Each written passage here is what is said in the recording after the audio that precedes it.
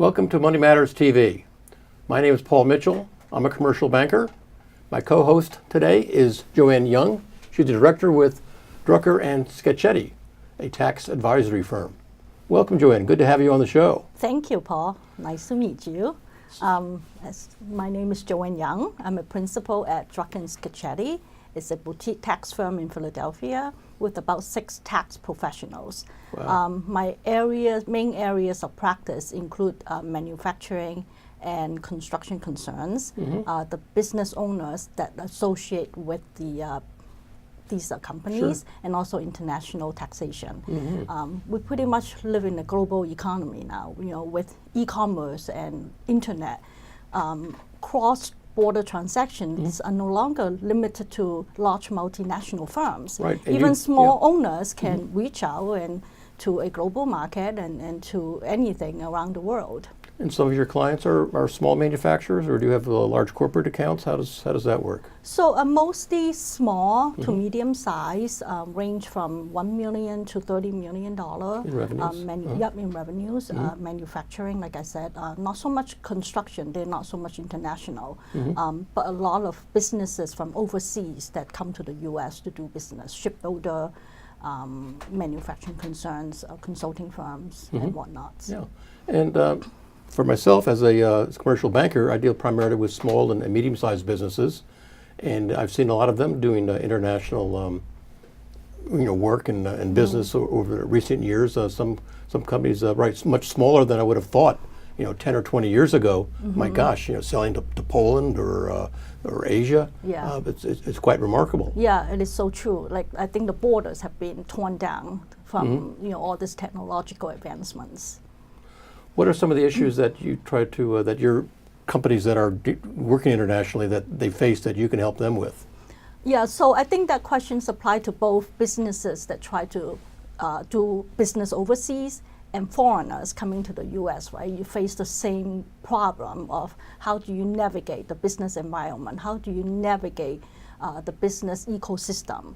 But I think it's particularly more daunting for foreigners to come to the US because the US tax system is very complicated. Oh, yeah. We got federal tax system, we got 50 state tax jurisdictions between income tax and sales tax and other fund taxes. And then you have about 1,000 local tax jurisdictions. I mean, Pennsylvania alone has 99 tax jurisdictions. As opposed to in other countries, tax system is pretty much a uniform national system, whether it's income tax or VAT tax. Not like in the US, you have to deal with so many jurisdictions. Well, how about if you just sell over the internet then? Yeah. The internet's pretty much tax-free. I mean, there's a lot of talk about making sure that companies, and individuals will buy over the internet, pay taxes, but it's still pretty spotty. It's been a little more, pretty much of a free-for-all, I think, still. Yeah, exactly, and that's also very hard for them to navigate when you use Amazon, and that's why we have this thing called an Amazon tax and Amazon amnesty program. A couple of years ago, I had a Russian lady calling me and crying hysterically that she's been selling to the U.S. market baby products, and she sells about $2 million baby products every year, never charged sales tax, so obviously never remit sales tax.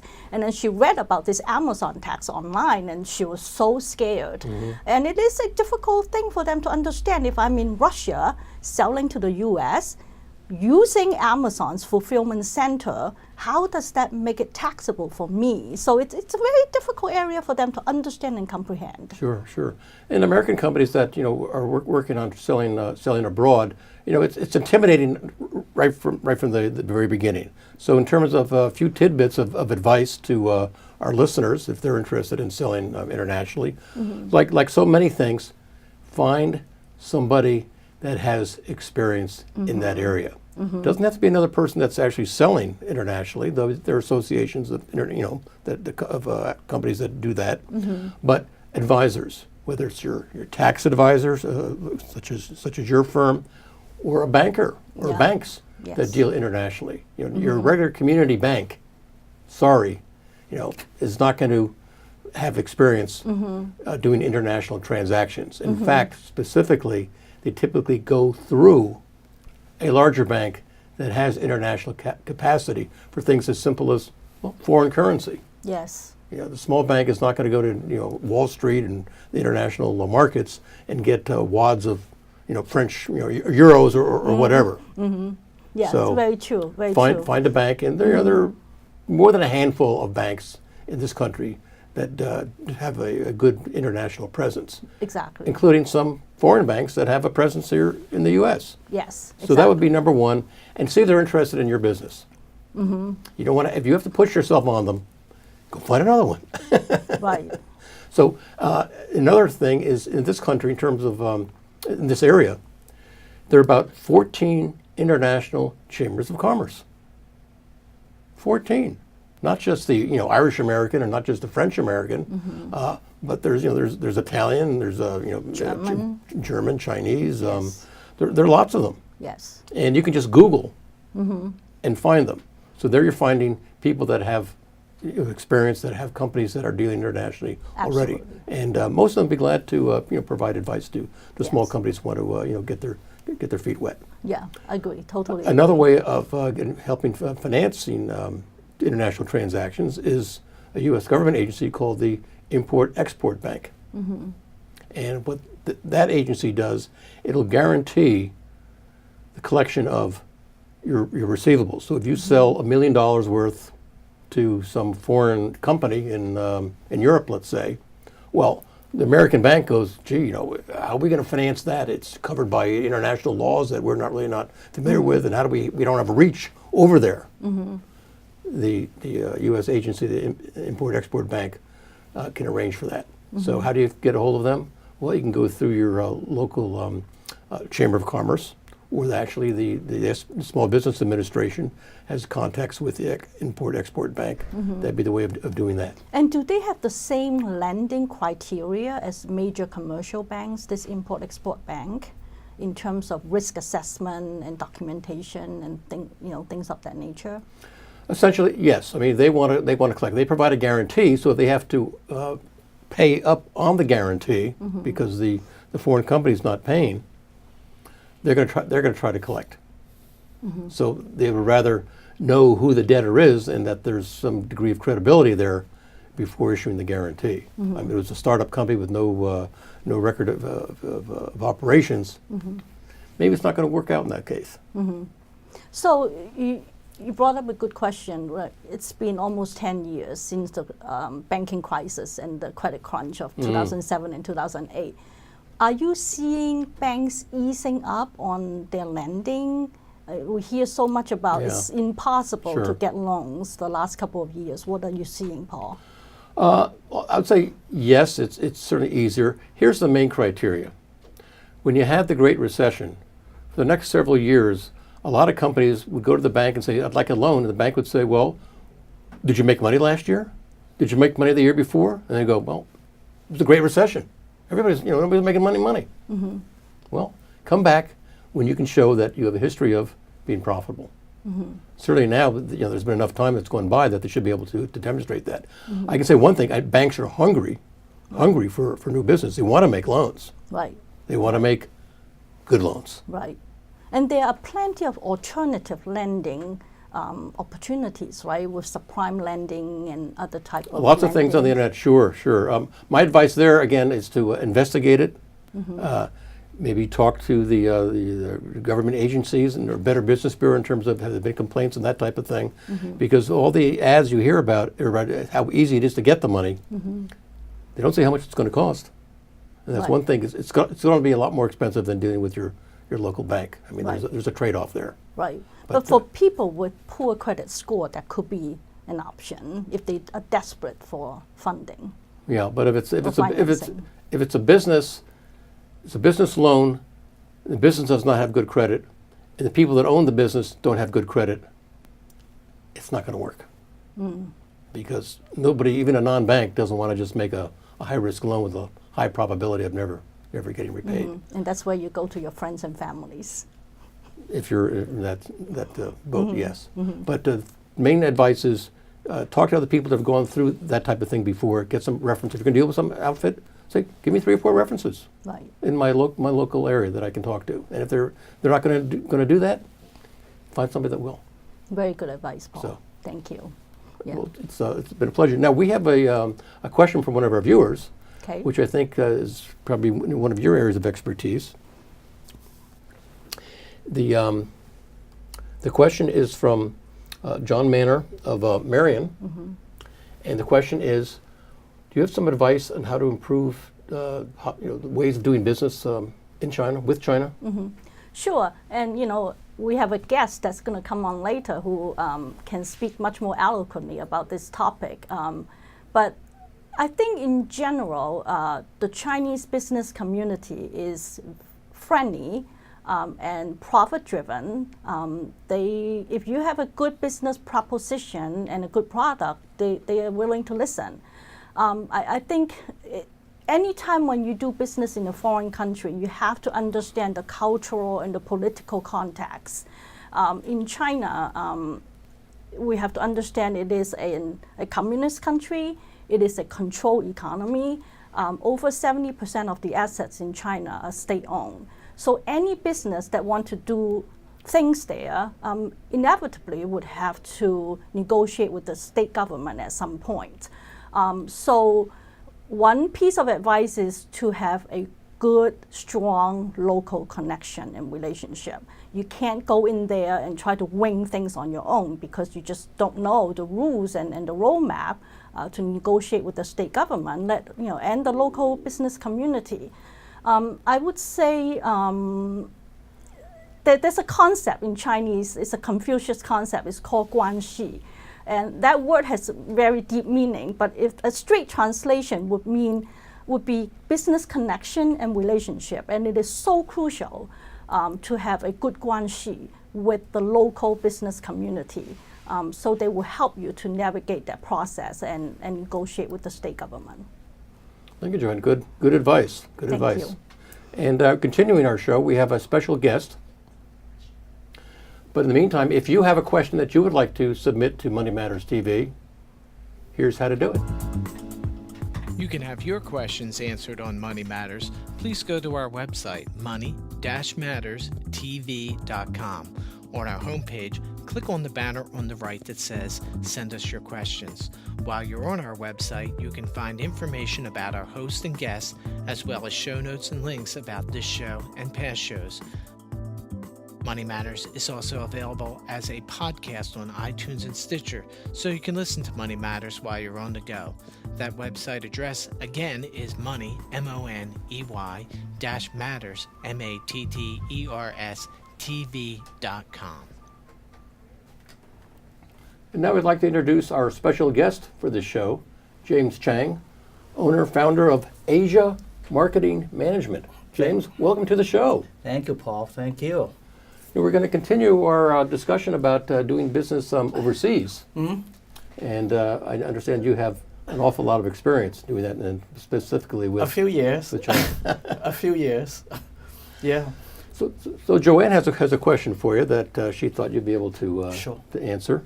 So one of the question is, what do you call this thing changes, C-H-A-N-G-E-S? What does that stand for? Well, I made it up. I made it up for a reason. I started selling American-made products in 1981. I was working for a large Fortune 500 company based in New York City. I lived in New York at that time. And from that moment on until now, it's been 30-some years I've been doing it. And a few years ago, I started looking at all the experiences I have. And I said, wouldn't it be nice to be able to kind of summarize everything I know about the twists and turns of how to succeed in exporting and promoting American-made products. So I originally came up, this is a confession, I originally came up with what I call the China formula, C-H-I-N-A, each character representing an important concept. But then over the past couple of years, I said to myself, no, there is something not quite right about the China concept, because it may easily mislead people into thinking that the China formula is only good if you sell to China. Mm-hmm. That shouldn't be the case. So I therefore gave the whole big concept, some more thinking and refining, and I finally narrowed down to CHAN, 4 words. Sounds like you should know that. Yeah, because it's my last name. It's very easy for me to remember, and later I'm going to do a quick explanation of what CHAN means. Not my name, but this idea or kind of a way of looking at how to succeed if you want to do business internationally. But then, of course, my whole life has been devoted to global expansion overseas.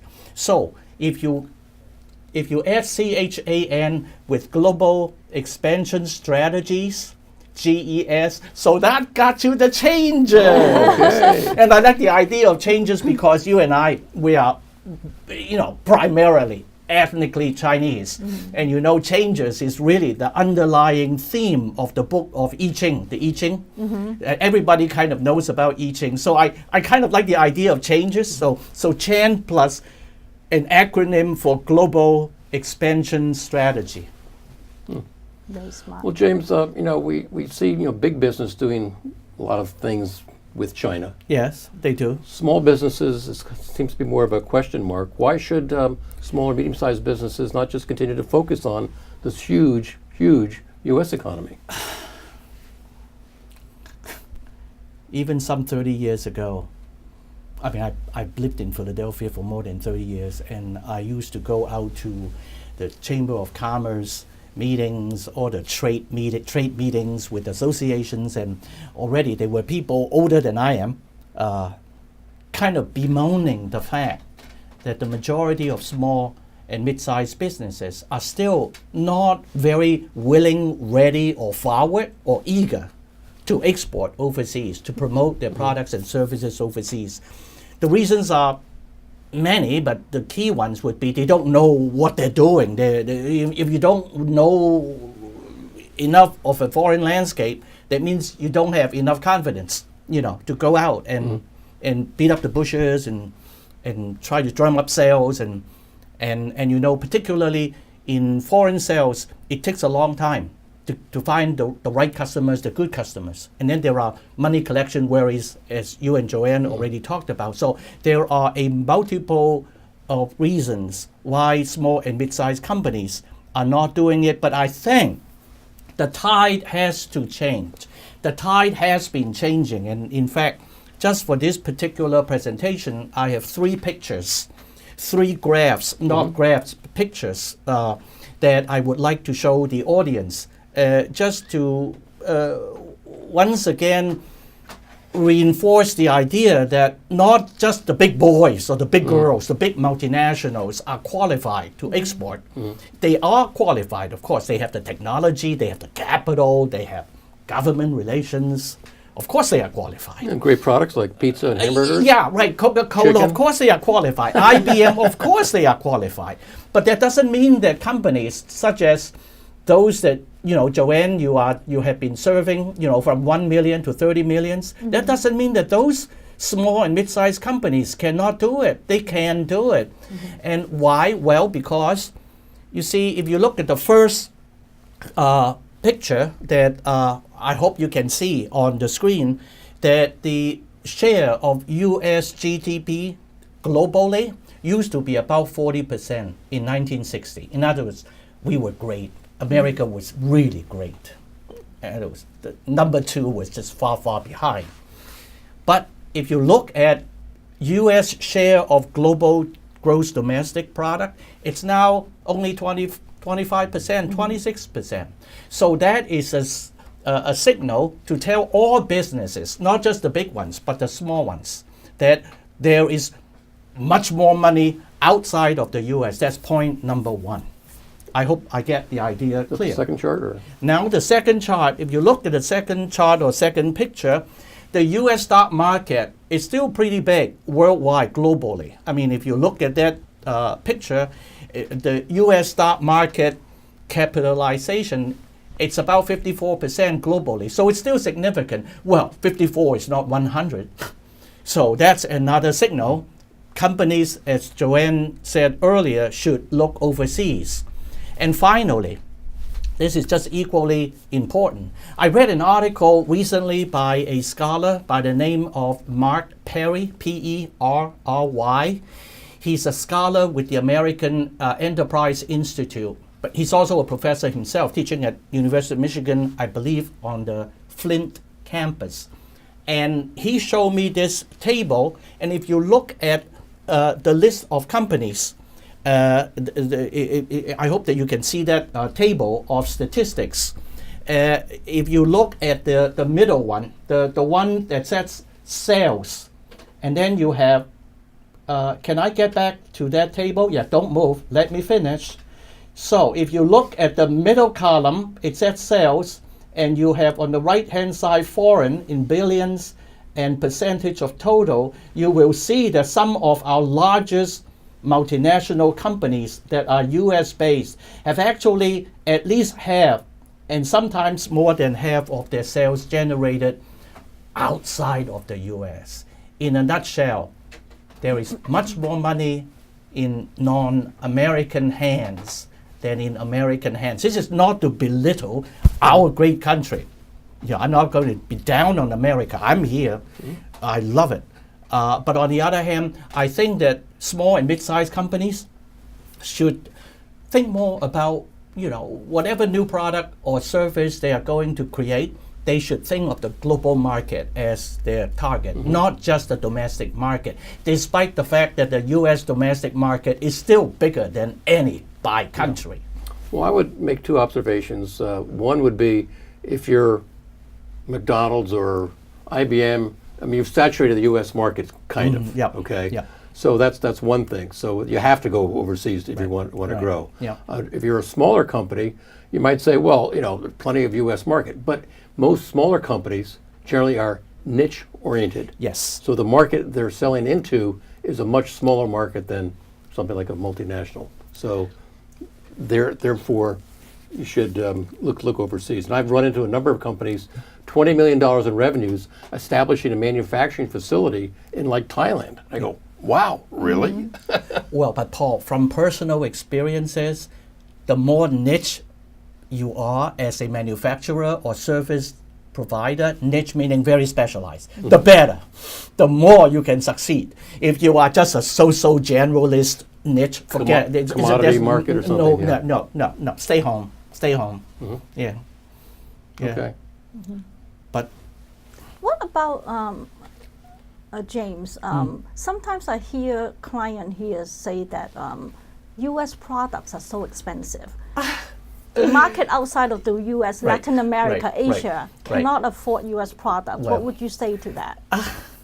Joanne, first of all, people just say it. Number one, whether or not our products are really expensive, they just have to say so. It's a negotiation ploy. It is a way of kind of making the seller, to kind of get intimidated and start getting defensive. But in real life, people don't buy if they don't need your products. And that's where one of the CHAN acronym, and one of the letters, it's the H part, hungry. When you go overseas, whether you are selling an international tech services to Russia or to Italy, the people who want your help are likely to be the right hungry. I'm using the word hunger metaphorically. That they have a reason, a very specific reason. Sometimes the reason is not even clearly described, because we are all allowed some secrets. They have a very specific reason. So those are the people who are hungry, and it's very important for especially service providers, manufacturers included. When you market overseas, what in the beginning stage you think people should buy, they may not buy. And the people who are not really hungry, it doesn't matter how cheap our products are. They're not going to buy. Right. I'm not crazy, I tell you.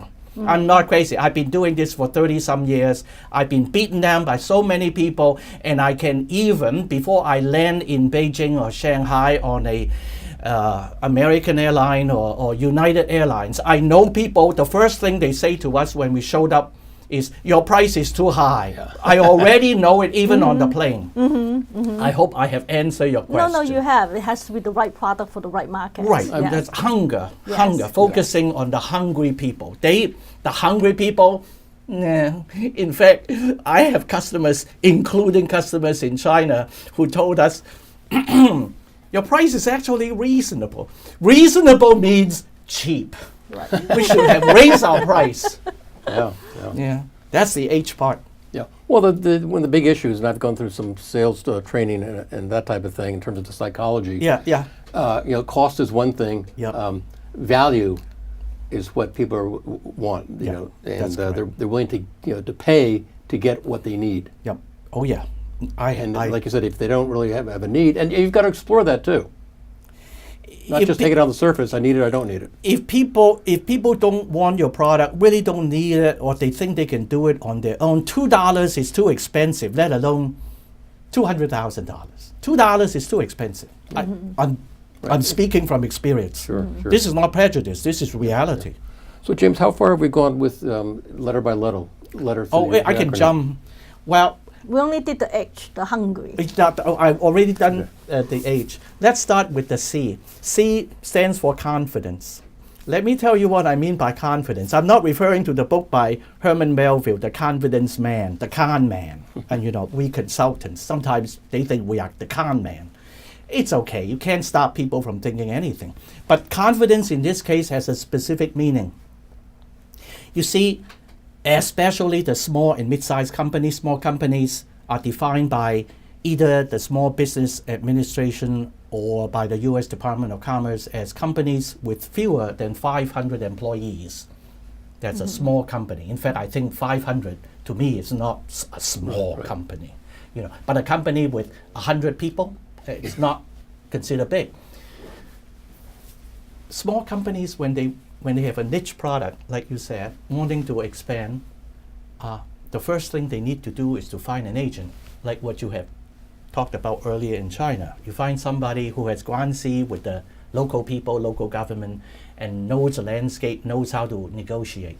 That's fine. It is, a lot of people devote a lot of time and energy finding an agent and assuming that these small companies have found the right person, the good agent. I'm not talking about bad agents. Bad agents are very easy to find. Good ones are tough. But what most companies do not pay attention to, it's not that you have a good agent. It's that your first customer, your most important customer in any overseas market is actually your agent. Your agent doesn't buy your products in most cases. But The agent acts on behalf of you, acts to serve your interest. Now, put yourself in the shoe of an agent. If the agent doesn't feel that working for you is a ticket to prosperity, how do you feel? James, Confidence. good advice. Unfortunately, we are running out of time. Okay, We can continue we maybe can continue another another show. time. Thank you very much. Really, very interesting show. Thank you. It's a big world out there, and we've got to get to more comfortable You with can invite me back and I'll do the A and the N. it. Excellent. Thanks again, James Sure. and Joanne. So just remember, your money matters.